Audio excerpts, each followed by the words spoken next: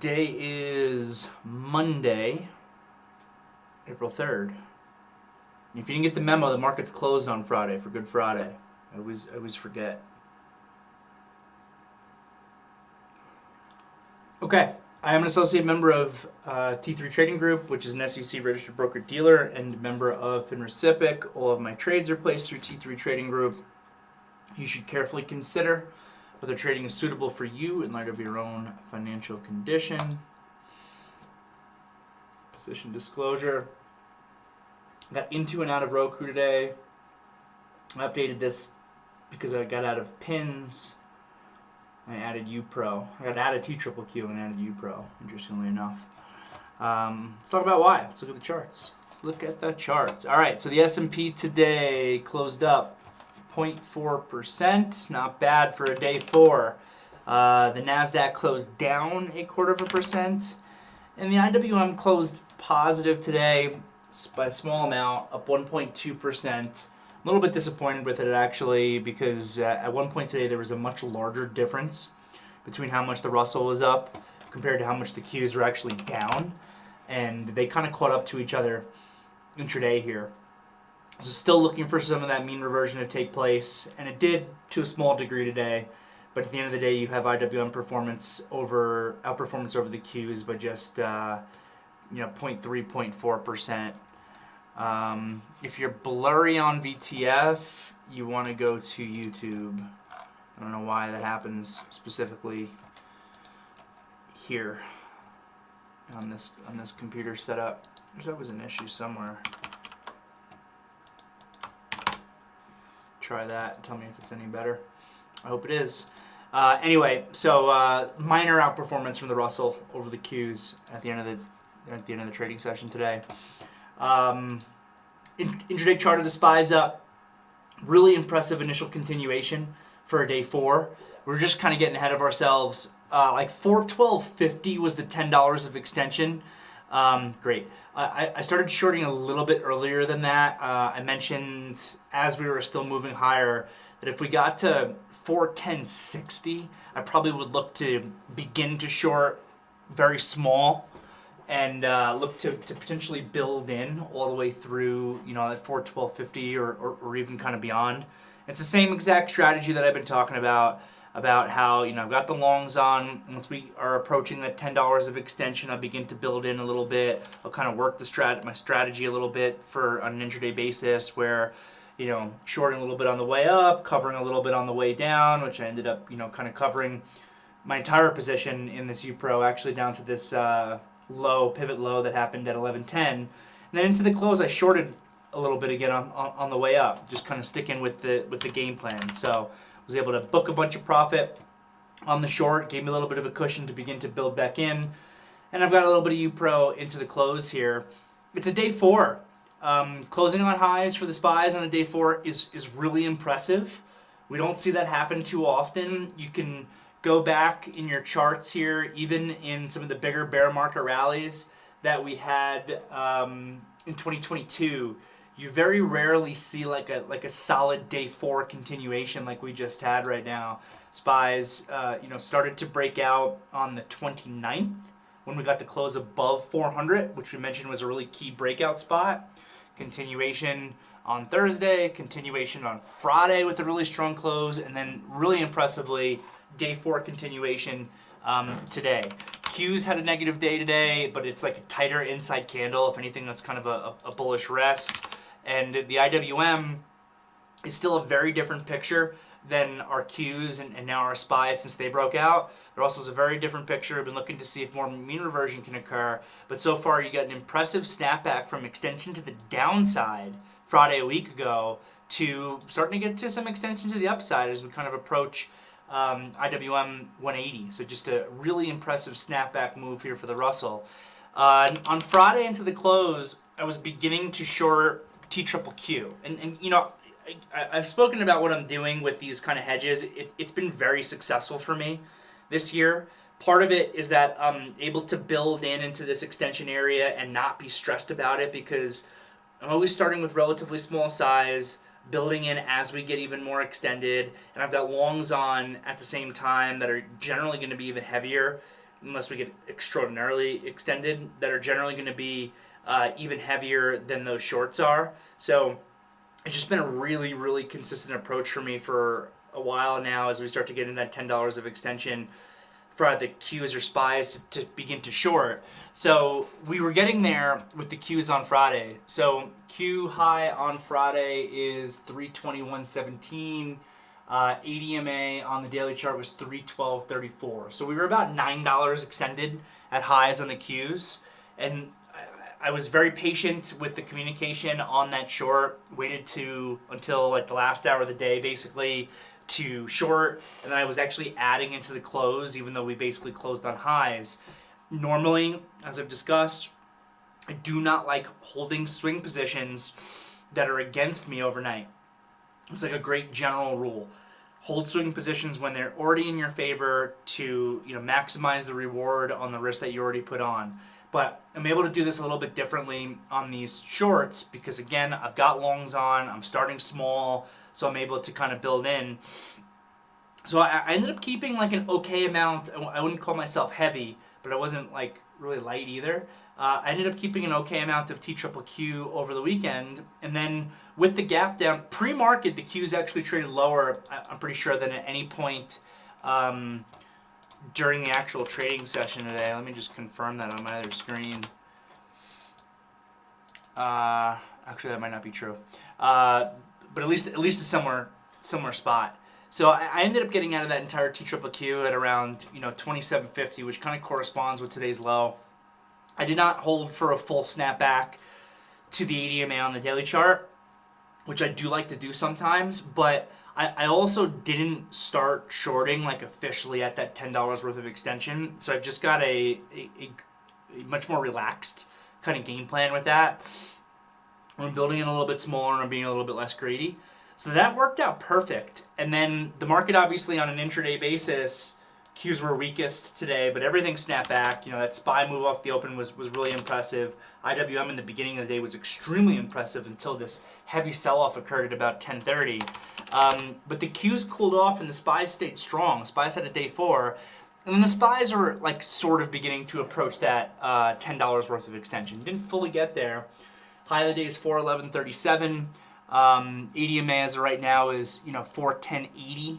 So we're like $8 to $9 extended to the upside from the ADMA on the SPYs. But I'm also keeping in mind that it's in conjunction with a day 4. So I think that had me be a little bit aggressive as far as starting a little bit earlier on my SPY short than I probably would have otherwise. Because again, as I just mentioned, you guys can kind of do your own research on it. But scroll back and look at any of the major bear market rallies that we had in 2022. The rally that was the beginning of this year, or the rally that was October through the beginning of December, or the rally that happened, the big one from July, August of last year. You very rarely see like a real continuation day on a day 4. So that's what helped me have the confidence to start a little bit earlier than I would otherwise, just from like this extension perspective on the ADMA. And again, on an intraday, it worked out just fine. I was able to cover some profit, shorted some more a little bit into this bounce, and you're kind of keeping that tonight with the plan to be able to add more if we gap up and cover some if we gap down. So that's the market today. Again, really impressive to be able to get a day 4 for the SPYs. Even if we're not up that much, only up 0.4%. And it worked out the same way that it always works out when we've got that short-term tactical in the red. It's like a very consistent thing. And this is what I always say, short-term tactical being in the red zone, it's become an important layer of probability. I do love paying attention to that chart that Pat posts in his morning note every day. When you get that short-term tactical sentiment in the red zone, it does not necessarily mean to come in and short. I'm shorting because I'm combining that with other things, and I didn't even do it like right away the second the market opened. It was only when we were above Friday's high in the SPY and getting some degree of continuation. It more means to me don't buy. And again, I don't care, and obviously I'm talking big picture here, so you could trade individual stocks, you could do a pure momentum trade for some of you momentum traders that are out there to try to create some cash flow for yourself where you are still buying high. But you got to recognize if you're buying anything today, you are buying high, anything that's market correlated.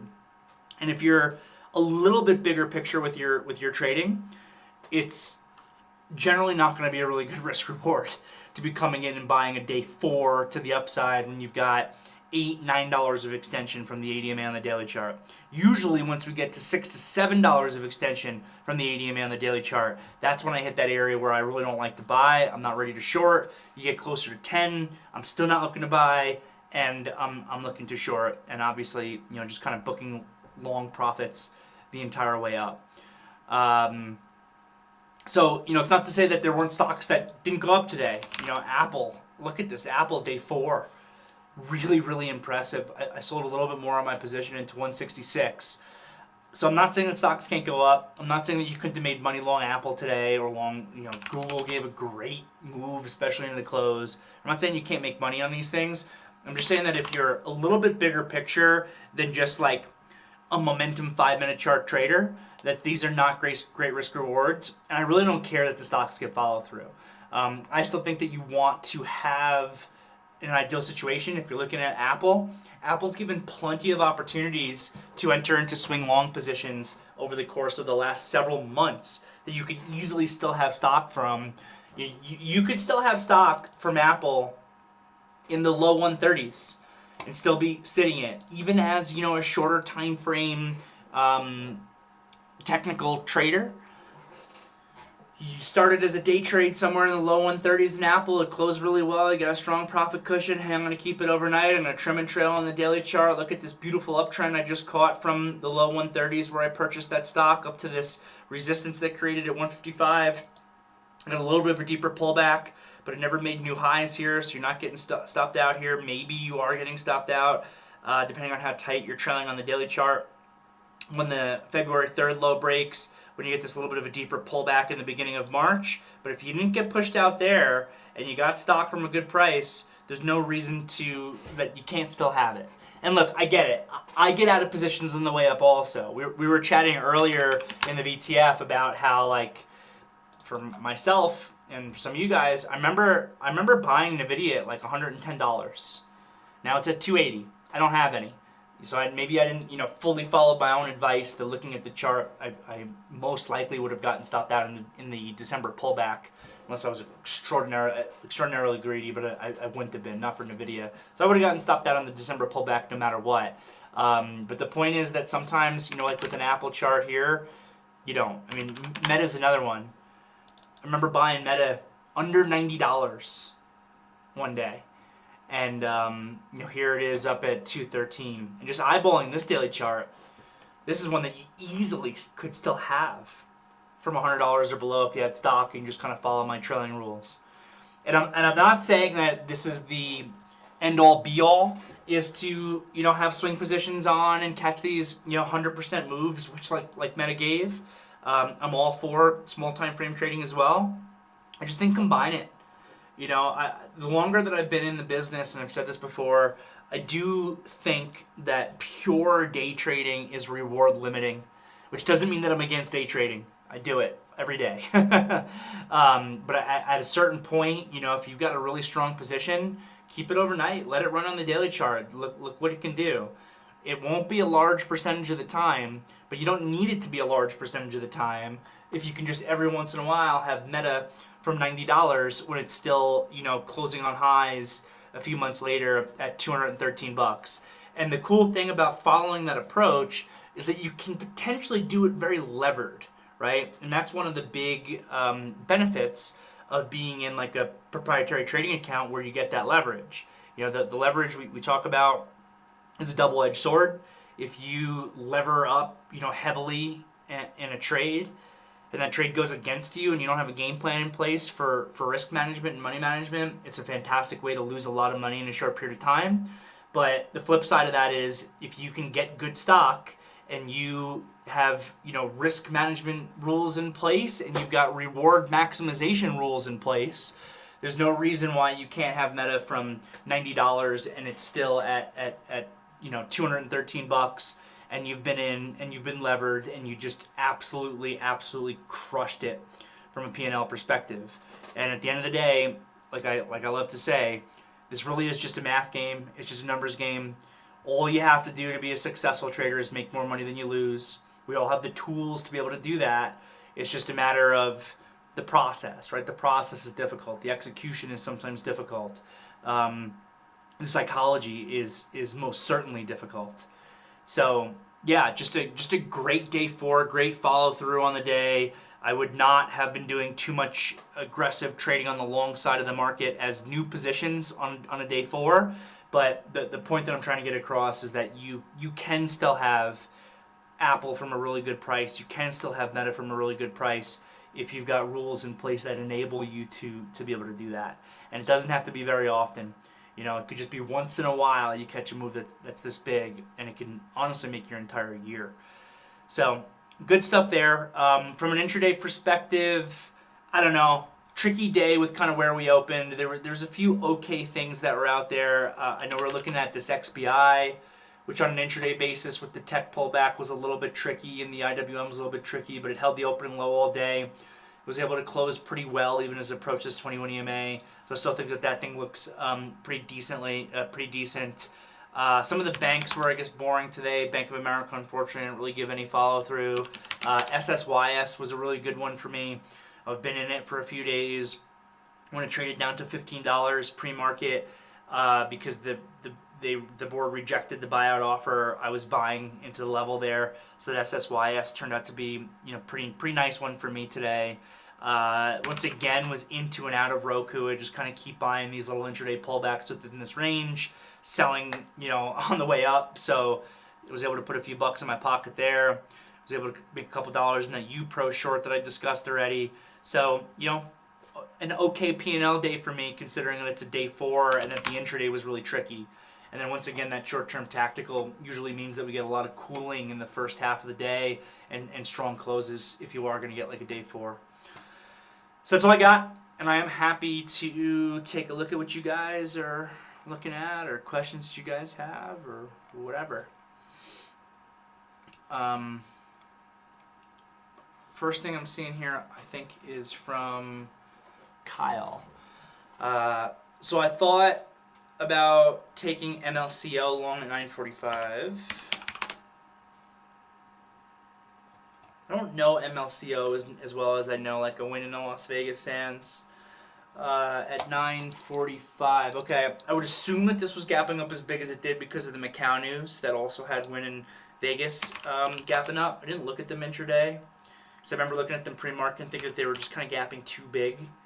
This win looks tough. Vegas looks tough. Anyway, back over to MLCO.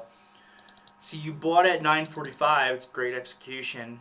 Or you thought about buying at 945 with the Macau news. As the bar began to pivot around 943, I started to hesitate a bit because I did not like the 940 bar on elevated volume. Okay. Was the 940 bar meaningful, or should I have not been worried and still look for the pivot regardless? Yeah, I'm not going to say it wasn't meaningful. I don't put a whole lot on pullbacks that are in extended stocks. So this MLCO is gapping up really big on news. It's pulling back for the first, let's just call it 15 minutes off the open, especially that third 5-minute candle sold pretty hard there. But so far it's just a correction down to the 80 EMA. So for me, this is not really a broken stock at this point. It's just a correcting stock. And I do like, you know, those news correction events on the first 80 EMA touch with a signal. So you got your pivot signal that came in at 945 with that kind of doji that came in there. It's a pretty wide spinning top style doji, and then the next bar after that's an inside 5 and up. I don't mind the long off the tail low there on that 945 bar, kind of regardless of the candle on the 940 volume, because I don't doesn't mean too much to me because it was just a correction of the 80 EMA. So hope that helps. From Dave, what did that? I don't know why you just reminded me of this. What are UNG close? I didn't get filled in this thing by a penny pre-market. Not a big run up intraday though. Maybe I'll still get a shot. Anyway, over to Dave. FRC, 15 bucks. Oh, this name, jeez. Scary stock.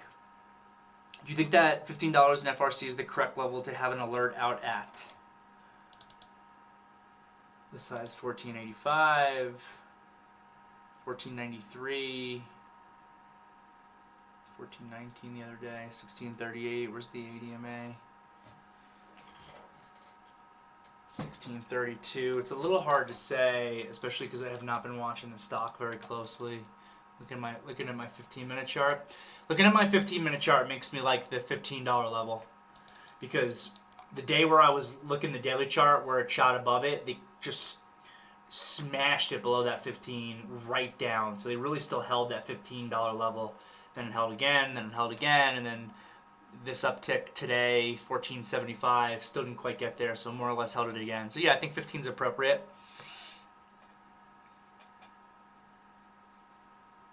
Would I take it, or are bank stocks dead between now and bank earnings in a few weeks?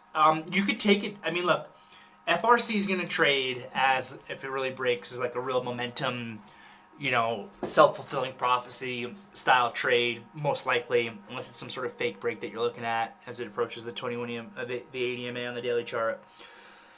I struggle with these names, which I've mentioned for a couple of reasons. One, I'm extremely worried about just a whole situation like I got stuck in, which, as I mentioned this morning, I think that's becoming much less likely as we kind of get through things. I think that we've hit the point now where most likely, certainly not 100%, most likely, any of the additional regionals that we're going to entirely fold post Silicon Valley Bank probably would have done it already. I think they've got enough liquidity injected into them now where they're going to be okay. My concern a little bit more on the regionals is margin compression. They've really wrecked these things down as far as their forward multiples go, but I think that they've kind of done it with good reason. Now, with this in particular, even with margin compression, which is probably going to happen, does that mean that the stock belongs at 15? Does it belong at 30? Does it belong at 7? Very hard to say. Obviously, things have been trading with a massive amount of volatility and massive range. So I'm sure you'll get some real movement on this thing through like that $14.75 to $15 area. It certainly is a mover when it wakes up. I'm sticking with the big banks. I'm still in Bank of America. I'm still in JP Morgan. I've been trading them every day. They're certainly a little bit slower, but they're also a whole heck of a lot safer. Maybe not the same degree of opportunity on like a day trading basis, but when I just think about the big bear case right now for banks that are able to survive on kind of just the margin compression story, I just still look at Bank of America that not only was able to get that $15 billion of deposits in 2 days, but also because it's viewed as this safety play in the space now, that their business is probably going to hold up a little bit better in the face of broader, margin compression in these businesses. So that's kind of my overall thought process with these things right now. But if you're just asking me a straight up question on is $15 a level that you can look at to potentially trade, sure, absolutely. From Nick, probably talking earlier about, I was talking about holding for bigger moves. I've been a big scalper, but sometimes I need to let them ride if I capture them in good spots in the daily and think differently in those situations. Yeah, it's all about multiple time frames. I would never tell you to stop scalping for putting that cash flow in your pocket. I'm still trading, intraday trading all of my names pretty much every single day. It's just more about keeping a percentage of the position. 10%, 25%. So it's probably somewhere between 10 and 50% on some of these things to see if you can get a big move off of it. Because if you can, it'll be big P&L and you're doing it from a win-win. And that's also where covering risk comes in. Yep.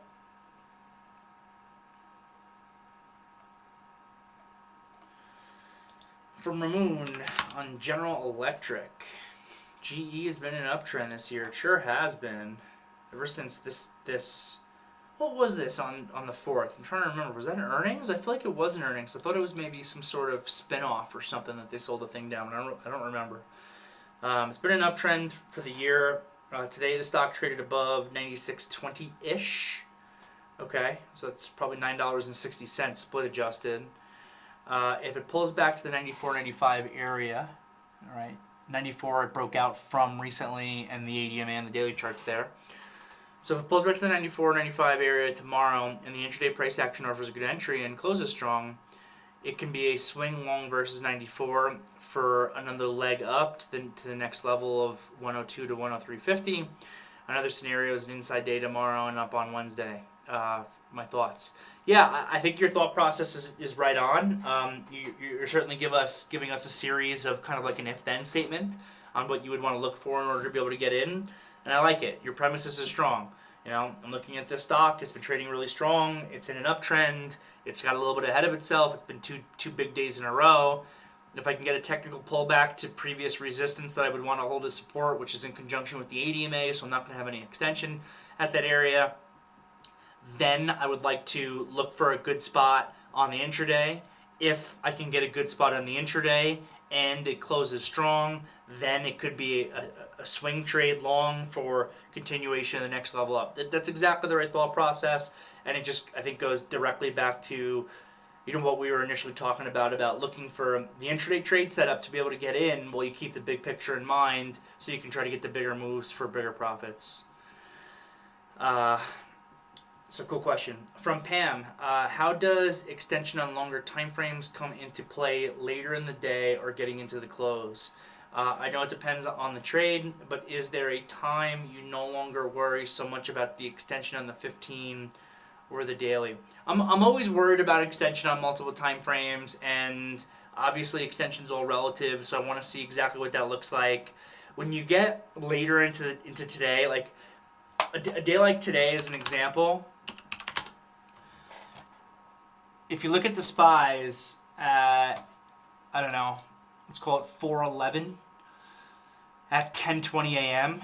versus 4:11 at 3:25 p.m., this is going to have a higher probability of success on the short.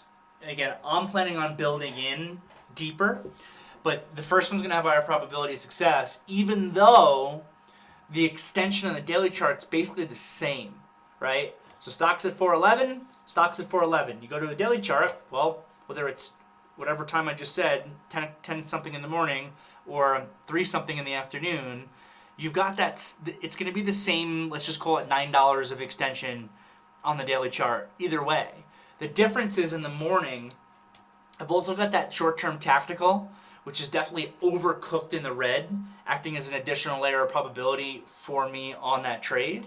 Whereas by the afternoon, maybe short-term tactical got back into the red by the close. I'm curious to see where it's going to look like tomorrow morning. But you had the entire day to be able to cool that off at that point.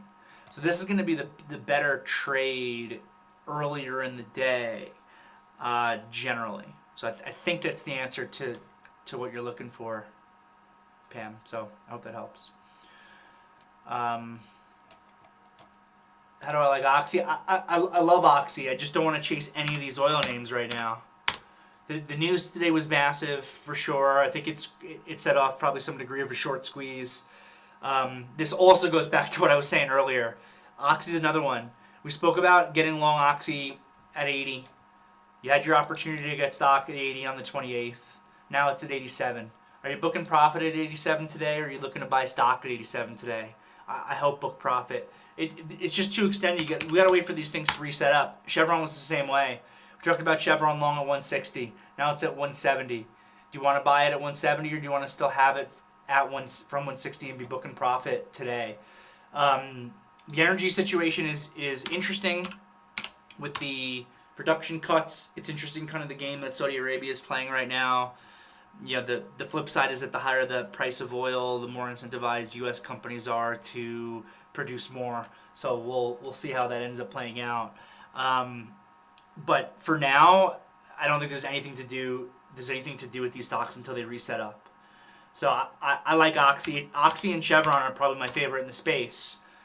Why? Because in Oxy, I got a float that keeps getting smaller and smaller and smaller because Warren continues to buy up that entire float, and most likely, he's not flipping stock as quick as you and me. And at the same time, I think the company also has a strong buyback. And then it's the same thing with the Chevron. What did we say? Chevron's buying $10 billion plus worth of stock a year, or some crazy number that they're taking out of it. So I really like both of the stocks just because of that. But now they need to reset up, and obviously that oil news is big. But show me the setup, and then we can decide what the continuation looks like. It's gonna take a while. If we time correct up here, or even get continuation tomorrow, which could just happen from a momentum perspective, it's gonna be a while before we see these stocks touch the 80 and the daily. I don't really have an interest in a new long until I see a setup in those names where the 80 and the daily has caught up with that setup. So we got a while to wait after this news event today, unless they heavily price correct back down over the course of the next couple of days. Most likely we got a while to wait here for a new appropriate setup to come in where you can come in and have a decent risk reward. From Steve, I think all banks need to pay attention to deposit yields. A huge amount of money has moved to money markets last week. Well, that's exactly what I'm talking about. That's where the margin compression comes from, is people that don't want to deal with the pathetic interest rates that they're getting on their savings that are sitting in checking and savings accounts. We were seeing some people, the money in the banks tends to be a little bit sticky. You know, it's not exactly a fun experience to, go open up a new bank account at a new bank and take all your money from your current bank where you've got all your auto bill pay and everything set up and go bring it somewhere else. Obviously, people were doing it, but for a while we were seeing, like everyone was complaining, the big banks are not giving me any yield at all on my account, but I could go to a SoFi or some other regional bank and I can get a great yield. So you saw a little bit of an exodus there, but now I think that you've just got this situation where they're viewed as safety plays. So all the banks have to be worried about what you're describing here for sure, but there's a reason why everybody put their money into Bank of America right after SVB. It's because they feel safe, and I think that people to some degree are willing to take a little bit of a lower return on their cash for that safety, especially right now. Though absolutely at the same time there's a big flow into money market funds, and that's where the margin compression actually comes from on these banks. From Brett, yeah, the Dow is also the sick one today as far as a day 4. I don't really ever look at the Dow, or very rarely I should say. It's just because it's only 30 companies. It's just not giving me a strong representation in the market. But we saw that other, when was that? This like October-November move where the Dow was just insanely strong compared to like the other indices. So you're seeing that again today. Massive day 4 for the Dow. I don't ever look at it, so I don't know how extended this is compared to normal like I do with the other index ETFs. But it certainly is very extended for a day 4.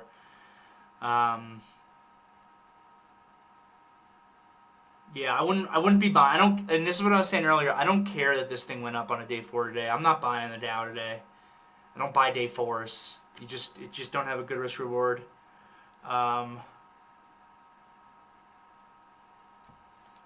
Cool. Good stuff, Nick.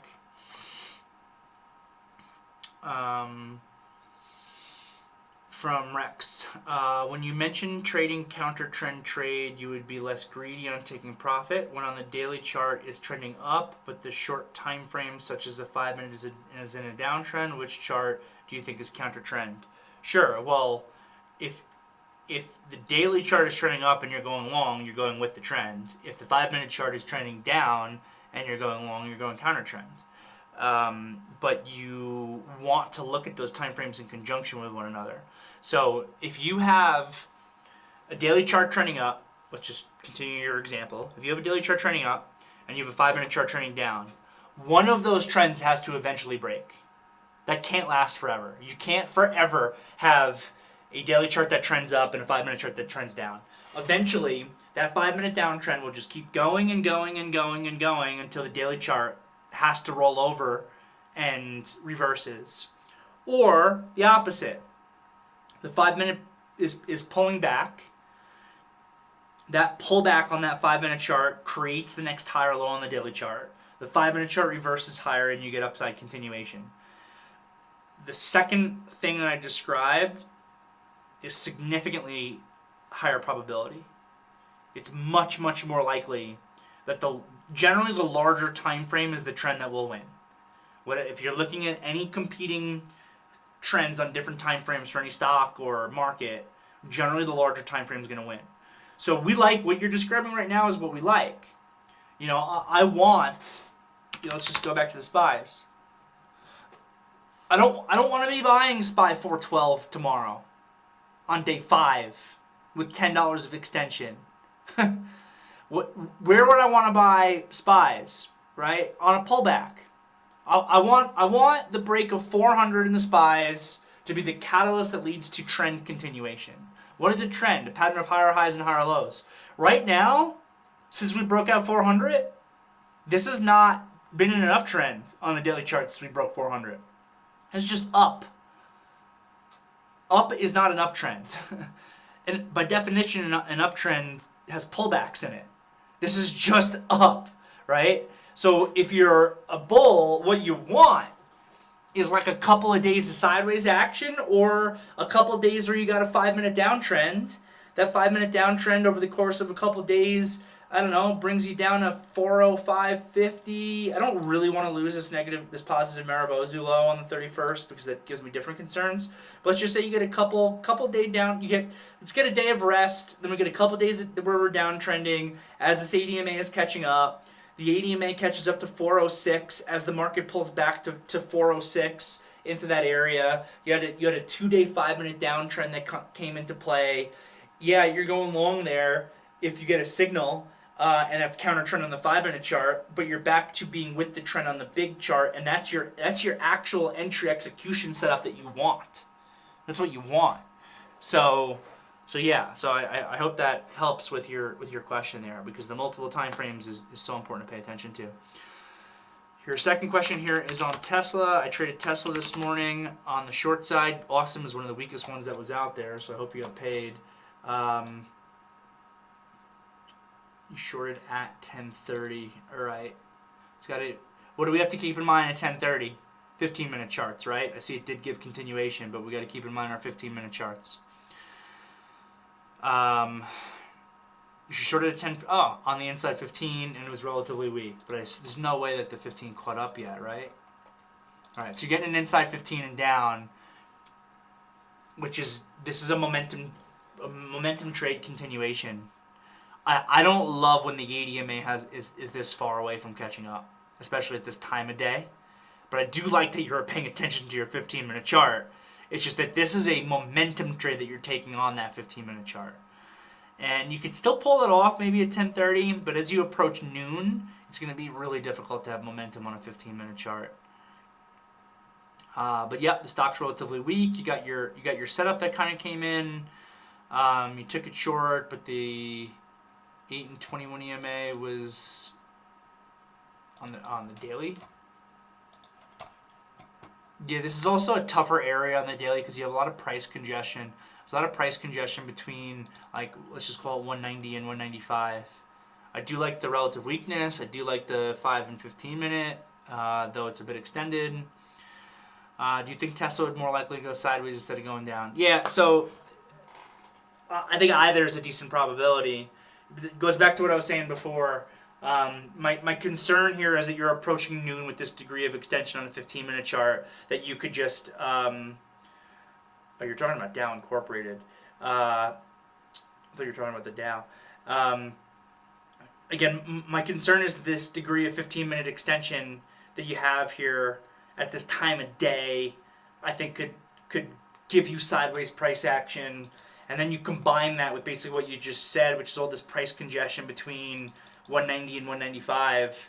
And I think that it's a tricky trade. But you're certainly shorting something that's relatively weak when you've got an execution set up there. And then you took the counter trend trade in AMD when AMD was silly extended at 10 a.m. and the volume was increasing. I remember we were looking at this. The market is going strong again. AMD today would be a potential pivot. Yeah, I mean, this is support, right? This $95 area. This is kind of like approaching support, or I guess maybe support's a little bit closer to 94. But it's an expensive stock, so it's going to be a little bit rough. But basically, you had this thing coming down into support, created a pivot.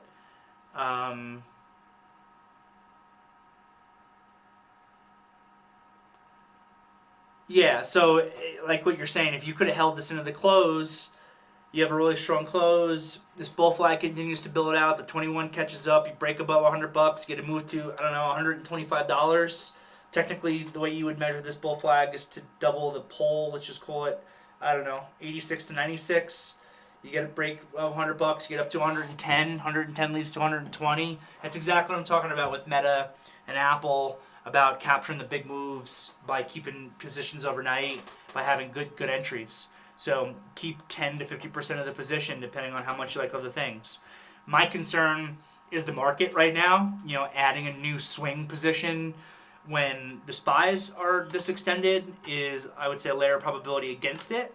But, you know, again, there's always going to be layers of probability that are against or for pretty much everything if you look hard enough. So I think it's the right thought process.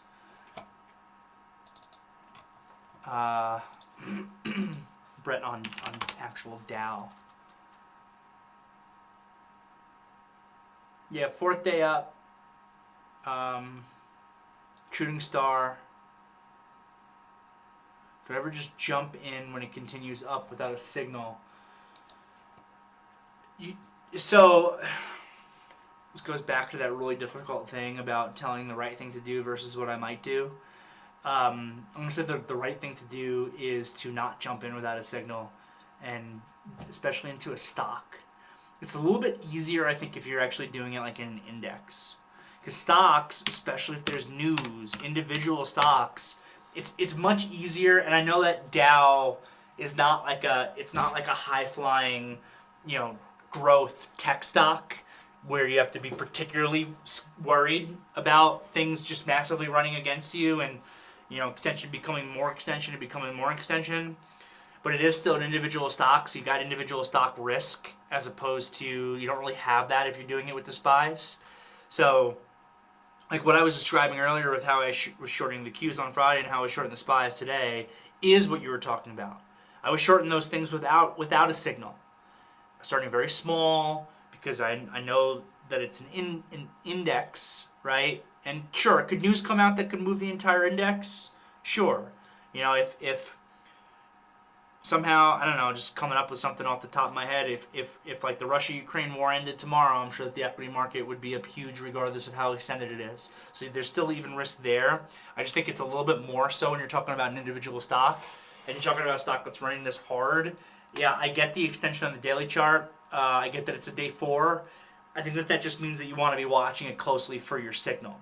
Because, like I also say, and this is especially true with stocks, when it comes to the counter trend trades, when you got that big extension, I would rather miss the trade, miss it entirely than be too early. You're too early. You know, you're looking at this thing at 80, 55, 60, and you start your short here, and you know by the time this thing finishes running to 56.10, are you even able to hold the position? Are you even able to actually add if a real signal comes in at that point? Are you enduring so much pain that you're just hoping and praying it comes back down to get to break even? You know, you're just not putting yourself in a good situation. So for this type of trade, I would rather miss the short entirely and let it go without me than get in too early because I was getting in while it was going up without a signal. So hope that helps. From Sebastian over in YouTube, what do you think of going long ENPH? Yeah, ENPH was on the list today for the long. It wasn't on my list. Somebody else brought it up. I guess there was a buy initiation or something like that. I had missed it. I saw that First Solar got downgraded, but I hadn't seen anything in ENPH, and people in the morning meeting told me about it. But yeah, if you had a buy initiation of some sort with the inside and up that was there, right in front of like a potential breakout at 412 or so, I like the idea of the trade. They didn't really give you an entry. Unless you're doing a pure momentum trade off the first 5-minute bar of the day, which I'm actually fine with. If you bought off the low of the first 5-minute bar of the day and you got stopped out or had a break-even trade or whatever, or just took a loss, I'm fine with it. After that, there's no setup. Next bar is an inside 5 and down, straight down into the gap fill, straight down into negative, and I can tell you that by the time this thing is showing this weakness to the market and is getting down below 208, I'm not watching it anymore. It's off my list. So having it on the list for the open, fine. Trying it off the open versus the initial 5-minute bar low, fine. After that, nothing else to do. And the other one you're talking about is AMC for a good daily setup. It looks okay if it goes, you know. I don't know what your trigger entry would be, maybe 515. What's today's high? 514.5. It never really broke, I don't think, the level. So I probably would wait for the level to break, especially with a stock like AMC. I want to buy it high to sell it higher. I'm not trying to cheat or buy a dip buy on it. Okay, all right. It's approaching 5 o'clock. I hope everyone had a good Monday today. Keep up the good work, guys. So I'm going to end it at that point. If you're watching on YouTube, give it a thumbs up, and I'll see you all tomorrow. Have a good one.